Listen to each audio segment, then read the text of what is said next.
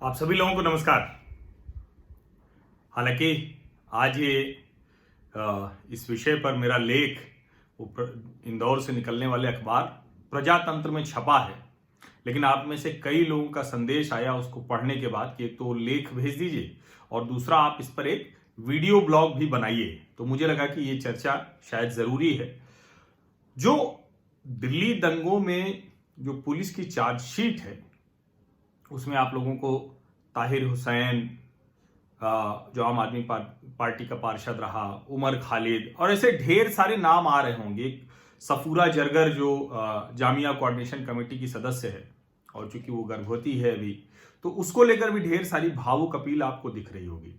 और ताहिर हुसैन, उमर खालिद, सफूरा जरगर और ऐसे ऐसे नाम लेकर ये भी बताया जा रहा होगा कि देखिए मुसलमानों के खिलाफ अत्याचार हो रहा है, सरकार मुस्लिमों को टारगेट कर रही है। अब जब मैंने वो खबर पढ़ने की कोशिश की, समझने की कोशिश की, तो दिल्ली दंगों के मामले में जितनी गिरफ्तारी हुई है उसमें लगभग आधे हिंदू हैं, आधे मुसलमान हैं। ये बात करने का कोई मतलब नहीं था। मैं बार बार कहता हूं कि हिंदू मुसलमान का कोई मतलब नहीं है। कोई अगर दंगा कर रहा है, कोई अगर अपराध कर रहा है, कोई अगर समाज में विभाजनकारी विद्वेष फैलाने वाला कोई काम कर रहा है तो उसका कोई मतलब नहीं। लेकिन सोचिए ये कहा गया, कोशिश की गई, तो इसलिए मैं आपको बता दूं कि आधे हिंदू आधे मुसलमान हैं जो दंगों के मामले में पकड़े गए हैं। लगभग मैं कह रहा हूं, एकदम से गिनती खींच के नहीं है कि 2-4 कम ज्यादा हो गए। और 2 लड़कियां पकड़ी गई जो मेरे लिए ज्यादा चिंता का विषय है। जो पिंजरा तोड़ जो संगठन है उसकी प्रमुख महिलाओं में से हैं, छात्राओं में से हैं। बहुत पढ़ी लिखी लड़कियां हैं और प्रतिष्ठित कॉलेजों में पढ़ती रही हैं। अब सवाल यह है कि ये पिंजरा तोड़ है या देश तोड़ने की कोशिश है, क्योंकि पिंजरा तोड़ संगठन जब देश में बना था और कहें कि इसकी शुरुआत Miranda House, Saint Stephen's, Lady Shriram College, यहां लड़कियों के आने जाने की टाइमिंग्स को लेकर, समय को लेकर, कि अगर लड़के निकल सकते हैं रात 12 बजे तक घूम सकते हैं तो हमको क्यों 8 बजे या 10 बजे या 9 बजे हॉस्टल से आने जाने की इजाजत नहीं होगी। ये इस तरह की मांग को लेकर, और उसे कहा गया कि लड़कियां पिंजरे में कैद हैं, वो पिंजरा हम तोड़ेंगे।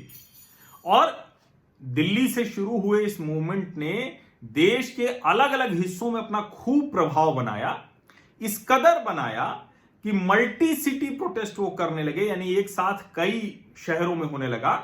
और मुझे ज्यादा चिंता इसमें एक लाइन पढ़कर हुई जब मैं इसकी रिपोर्ट पिंजरा तोड़ की देख रहा था कि 2015 में हमारे अपने शहर जो भी प्रयागराज के नाम से जाना जाता है, प्रयाग तो है ही हो, लेकिन जो तब इलाहाबाद कहा जाता था, उस इलाहाबाद विश्वविद्यालय की छात्राएं भी पिंजरा तोड़ने का वक्त आ गया है ऐसे प्रदर्शन में शामिल हुई।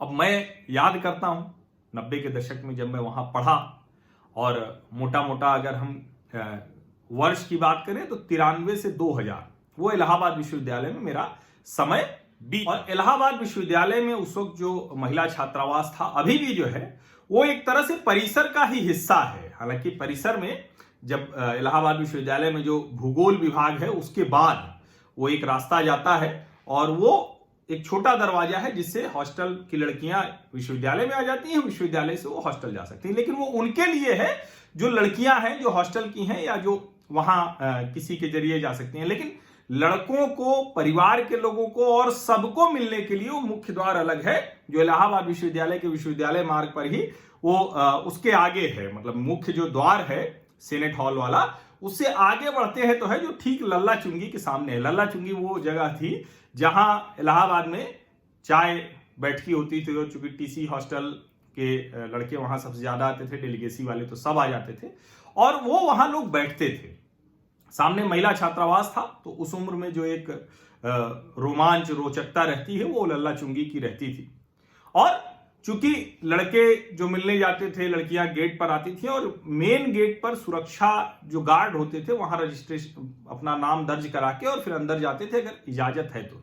वहां एक कॉमन प्लेस होता था जिसके अंदर छात्रावास थे, वहां मिलने जाने की इजाजत होती थी। एक बार मैं भी गया हूं अंदर तक। वैसे तो संयोगवश अपना कोई ऐसा मामला हुआ नहीं कि WH के गेट पर खड़े रहना पड़े, लेकिन परिवार के लोग और दूसरे जो कहें कि अलग अलग वजहों से जाना था। एक बार उसके अंदर तक हम गए थे जब विश्वविद्यालय में हम लोग वृक्षारोपण का कार्यक्रम कर रहे थे, और उसकी वजह से वार्डन के साथ हम अंदर जाकर हमने वो वृक्षारोपण का कार्यक्रम किया। उसकी तस्वीर भी मेरे पास है और वो अपने आप में एक अलग रोमांच था।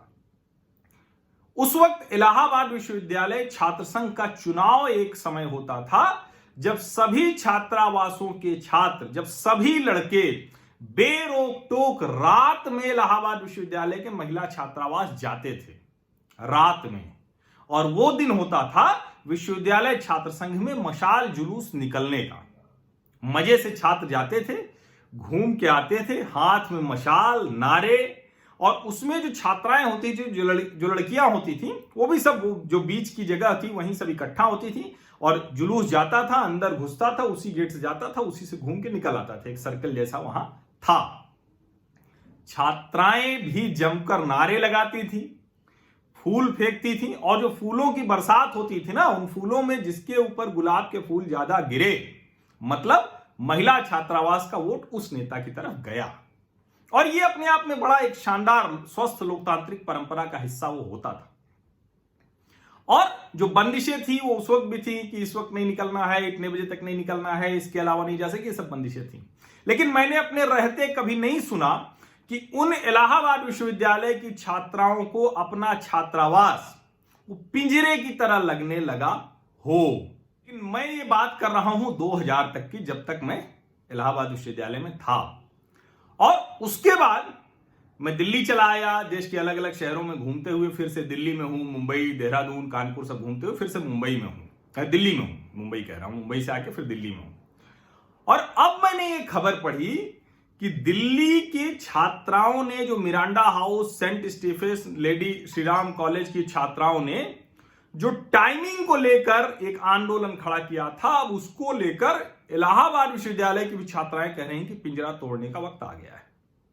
अब मेरी समझ में नहीं आता कि कौन सा पिंजरा, और ये पिंजरा तोड़ना सचमुच पुरुषों के बराबर अधिकार लेना है, समान अधिकारों की लड़ाई है, महिला अधिकारों की लड़ाई है, या फिर भारतीय समाज को तोड़ने, देश को तोड़ने, इसकी कोशिश में बदल गई है।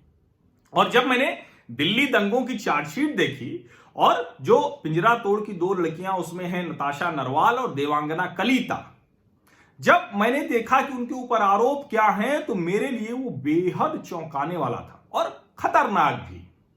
क्योंकि ये देश के सभी विश्वविद्यालयों में छात्राओं के हितों की लड़ाई लड़ने के नाम पर अपना बहुत विस्तार कर चुके हैं इस संगठन ने। और कमाल की बात ये कि इसी संगठन से कुछ दलित छात्राएं इसलिए बाहर निकल गई कि उन्होंने कहा कि ये दलित छात्राओं की बात ही नहीं कर रहा है। आरोप लगे कि इसमें वामपंथी छात्र संगठन इस बुरी तरह से हावी हैं, इस कदर हावी हैं कि वामपंथी विचारों के प्रोपागेंडा के अलावा अब ये पिंजरा तोड़ कुछ नहीं कर रहा है। यानी वो पिंजरा तोड़ जो छात्राओं, महिलाओं के हक की लड़ाई लड़ने के लिए आगे बढ़ा, वो अचानक धीरे धीरे करके देश विरोधी हरकतों में शामिल होता नजर आने लगा। और उसके संकेत तब दिखने लगे दिल्ली दंगों से पहले, जब वो कश्मीर में अनुच्छेद 370-35 से हटाए जाने के खिलाफ आंदोलनों में पिंजरा तोड़ सक्रिय हुआ। एक निश्चित तौर पर आप किसी भी विषय पर अपने विचार रख सकते हैं, उसके अच्छे बुरे पक्ष को बता सकते हैं, आप उसके विरोध में हैं तो प्रदर्शन भी कर सकते हैं, शांतिपूर्ण धरना प्रदर्शन कर सकते हैं, कुछ भी कर सकते हैं, सारी इजाजत भारत में है। ये चीन नहीं है, वामपंथी चीन नहीं है, कोई कम्युनिस्ट कंट्री नहीं है, ये इस्लामिक कंट्री नहीं है, इसलिए हमें सब इजाजत है। लेकिन आप सोचिए कि अनुच्छेद 370-35 से ये देश की संप्रभुता से जुड़ा मसला था। भारत के सभी राज्यों के समान जम्मू कश्मीर लद्दाख के लोगों को भी दर्जा देने का मसला था, और जो नारियों को पुरुषों के समान दर्जा देने की लड़ाई लड़ रही थी, वो पिंजरा तोड़ो वाली महिलाएं इसके खिलाफ खड़ी हो गई। अब दिल्ली के कॉलेजेज में हॉस्टल टाइमिंग को लेकर हुआ बवाल अचानक वो पूरी तरह से शिफ्ट हो जाता है, और वहां पहुंचता है तो वो कहां पहुंच जाता है, वो सिर्फ अनुच्छेद 370-35 से या जम्मू कश्मीर लद्दाख के लोगों की चिंता तक नहीं रह जाता है, वो वहां के मुसलमानों की बात करने लगता है, जबकि इसका कोई हिंदू मुसलमान का मसला नहीं है। जम्मू कश्मीर लद्दाख को सिर्फ कश्मीर घाटी क्यों कहते हैं, जम्मू और लद्दाख भी तो है, लेकिन उसको बात उस तरह से उनका वो नैरेटिव सेट नहीं होता है। और वहां पे जाकर वो मुसलमानों के पक्ष में बात करते करते हिंदू विरोधी हो जाती हैं, इस कदर कि बाकायदा भारतीय प्रतीक चिन्हों के साथ अपशब्द लिखते हैं, मैं उसको बोल नहीं सकता। वो नारे बनाती हैं, वुमेन विल डिस्ट्रॉय हिंदू राष्ट्र। कहां हिंदू राष्ट्र भाई? किसको डिस्ट्रॉय करना है? कौन सी महिलाएं डिस्ट्रॉय करेंगी? और मैंने जो कहा कि खतरनाक मुझे इसीलिए लगा कि ये देश के अलग अलग कैंपसेज में, विश्वविद्यालय परिसरों में महिलाओं के हक की लड़ाई के नाम पर घुस चुके हैं, पहुंच चुकी हैं, इसलिए ज्यादा खतरनाक है। और जब वो देखते हैं तो जिस तरह से जामिया कोऑर्डिनेशन कमेटी, जेएनयू छात्र संघ और अलग अलग जो संगठन थे उनके साथ पिंजरा तोड़ भी शामिल होता है, और जाफराबाद में महिलाओं की भीड़ अमेरिकी राष्ट्रपति डोनाल्ड ट्रंप की यात्रा के समय इकट्ठा करने का काम पिंजरा तोड़ के लोगों ने किया। और इसीलिए वो मेरा संदेह और बड़ा हो जाता है, और मैं सवाल खड़ा करता हूं कि क्या पिंजरा तोड़ने की कोशिश जो छात्राओं को कहा गया पिंजरे में बंधी है, पता नहीं भारतीय समाज में सब कुछ पिंजरे में ही दिखता है इनको। और ये जो तथाकथित लेफ्ट लिबरल है ना, ये भारतीय समाज को पिंजरे की तरह दिखाते हैं, जबकि भारतीय समाज में ढेर सारी बुराइयां हैं, तो भारतीय समाज ही उसको ठीक करने के लिए समय समय पर कोशिश करता रहा है और सफल होता रहा है। असफलता नहीं मिली है उसको। और उसमें ये हॉस्टल टाइमिंग्स को लेकर शुरू हुआ आंदोलन आज देश भर में हर कहें कि कोई ऐसा मुद्दा नहीं और वो हिंदू विरोध चला जाता है, देश विरोध चला जाता है। तो क्या पिंजरा तोड़ की साजिश जो है वो देश तोड़ने की हो गई? भारत तोड़ने की साजिश कोशिश हो रही है। दिल्ली दंगों की चार्जशीट तो कम से कम यही कहती है, और पिंजरा तोड़ की दोनों लड़कियां हिंदू हैं।